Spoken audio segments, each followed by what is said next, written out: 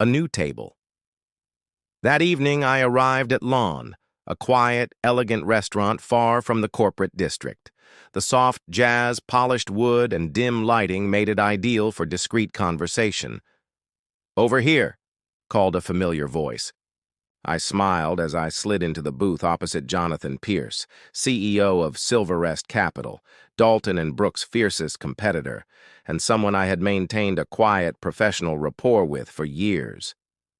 "They finally did it, huh?" he said, pouring me a glass of wine. "They did," I replied, "exactly as we expected." He nodded. Kevin's arrogance was always going to be his downfall. And Amanda? I knew the second she stepped into Victor's shoes, she'd make this move. Victor, the previous CEO, had his flaws, but he'd always valued my contributions. His sudden retirement 6 months ago had marked the beginning of Amanda's rise and my slow, calculated marginalization. I didn't want to believe they'd go through with it, I admitted. But once I found that email thread, I knew there was no saving it. Jonathan leaned in. "We've had our legal team comb through everything. You're in the clear. The improvements you made to their client portfolio system, done off the clock, on your own equipment, it's all verifiable." I let out a breath I didn't know I'd been holding. They underestimated me. "They always do," Jonathan said, grinning. "They see age and assume complacency. What they don't see is someone who's been quietly building something better." I slid a folder across the table. Inside were updated algorithms, performance reports, and a preliminary patent application, all under my name. I had spent the last year refining Dalton and Brooks's most valuable software, but every enhancement had been made on my own time. Jonathan scanned the documents. "You've outdone yourself. Silverrest will be ahead of them within a quarter." "That's only part of it," I said. "I also have the loyalty of my team. They've seen how I've been treated. They won't stay much longer." Jonathan raised a brow. "You're offering us not just the system, but the people who know it inside and out." "They're good people," I said simply. "They deserve better." "When can you start?" he asked. "I'll take the weekend to regroup," I said, feeling the weight of 15 years finally begin to lift. "But I'm ready, and so are they." Jonathan grinned. "Perfect. Monday, we announce your appointment as Silverrest's new Director of Strategic Innovation. We'll position it carefully, but the message will be clear." I could already picture Amanda's face when the news broke. "One more thing," I added. "I've prepared transition documents, procedures, passwords, project outlines, everything. It'll look like I'm being gracious. But without me, and without my team, they'll be lost." Jonathan chuckled. "Poetic." "Strategic," I corrected. "I don't want revenge. I want recognition, and I want my people protected." We clinked glasses. The plan was in motion. The last goodbye Monday arrived. The office felt unchanged. Same printer hums, same hallway chatter. But beneath it all was a current of tension. Everyone had heard. Sympathetic smiles greeted me as I walked past. Emma lingered by the break room but didn't speak. In my office, my half-packed box waited. Framed photos, awards, conference trinkets, 15 years distilled. No one from the executive team came by. Not Kevin, not Amanda, not even Richard. So much for respect. One by one, my team came by pretending to ask questions. But really, they were saying goodbye. Miguel, my most trusted developer, closed the door behind him. "Is it true? You're just leaving?" "Not exactly," I said, standing. "Check your personal email tonight. Trust me." He hesitated, then nodded. "We'll miss you. All of us." "That's their problem now," I said with a wink. Later, Richard arrived for the exit interview, clipboard in hand, reciting policies like a bored actor. He slid an NDA toward me. "You understand all work created during employment belongs to Dalton and Brooks," I signed. "Of course."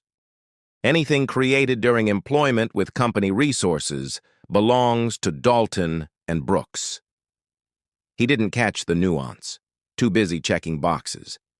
And you affirm you've taken nothing proprietary? I've taken nothing that belongs to the company, I replied truthfully. With that, it was over. As I taped up my box, Kevin appeared, leaning in the doorway. Leaving so soon? He asked, smug. You had a good run, Kathy. This place needs fresh blood. No hard feelings. None at all, I said with a smile. Maybe take up gardening, he smirked. Oh, I'm not retiring, I said, softly. I've already lined something up. Starts Monday. He blinked. Oh? A leadership role, I added, stepping past him. Something I'm quite excited about. I didn't wait for a reply. I walked straight out of the building, box in hand, head high. A new dawn. Monday morning, I woke early. No commute, no stress, just sunrise, coffee, and silence.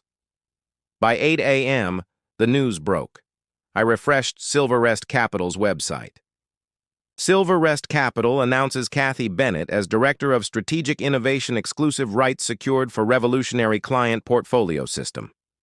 It wasn't just a new title, it was a public claim. Amanda, Kevin, and the rest thought Friday marked the end of my story. They were wrong. Monday was just the beginning. The Bennett coup, the very system Dalton and Brooks depended on, now had a new home. The press release detailed everything, how I had developed the updated portfolio system independently, outside company time and resources. It outlined Silverrest Capital's immediate plans to roll out the technology, leapfrogging the competition. I knew Amanda, Kevin, and Richard were reading the same press release in real time. Moments later, my phone buzzed. 9:12 a.m. Emma. Kathy, what is going on? There's chaos here. I smiled to myself. 9:17 a.m. Miguel. They just called. An emergency exec meeting. Amanda looks like she's seen a ghost. I replied simply, check your personal email. Over the weekend, I had sent private offers to every member of my old team. Developers, analysts, coordinators, the ones who had stood by me, undervalued and overlooked. Silverrest had created senior roles for each of them, with better pay, better benefits, and most importantly, real recognition. By 10 a.m., the news had exploded across the financial sector. Industry blogs were calling it the Bennett coup. LinkedIn buzzed. Dalton and Brooks's clients were panicking. So was Dalton and Brooks. 10:30 a.m. Amanda called. I answered calmly. Hello, Amanda. Kathy, she said, tight-voiced, there's been a misunderstanding. We need to discuss the intellectual property you took with you. I couldn't help but chuckle. Amanda, I took nothing that belongs to Dalton and Brooks. What I developed on my own time, with my own resources, is mine. You'll find it clearly spelled out in Section 14 of the Employment Agreement. She paused. Let's be reasonable. We're willing to negotiate. Can you come in this afternoon to talk? Oh, Amanda, I said sweetly.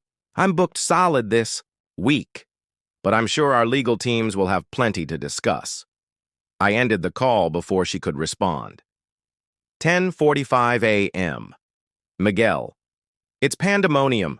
Kevin's screaming at IT. Amanda's locked in her office. Everyone's asking if they should start job hunting.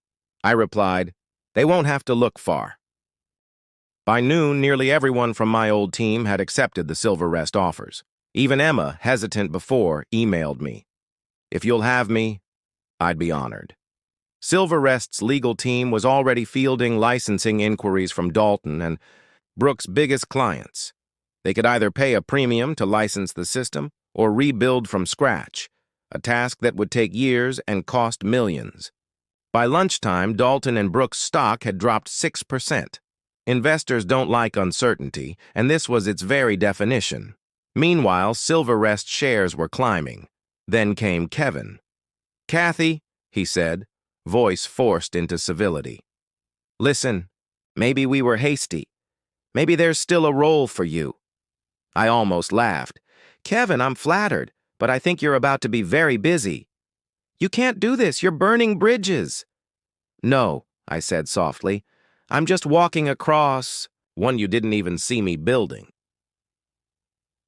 Tuesday morning. The cracks were now chasms. Blogs dissected every detail. Analysts speculated about Dalton and Brooks' future. Clients whispered about shifting to Silverrest. I sat in Silverrest's glass conference room, surrounded by sunlight, my new colleagues, and my old team. Miguel looked more energized than I'd seen him in years. You really pulled it off, he said. Believe it, I replied. Jonathan entered. The fallout is worse than we thought. 3 major clients have already contacted us. I nodded. They relied heavily on the system. They're jumping ship.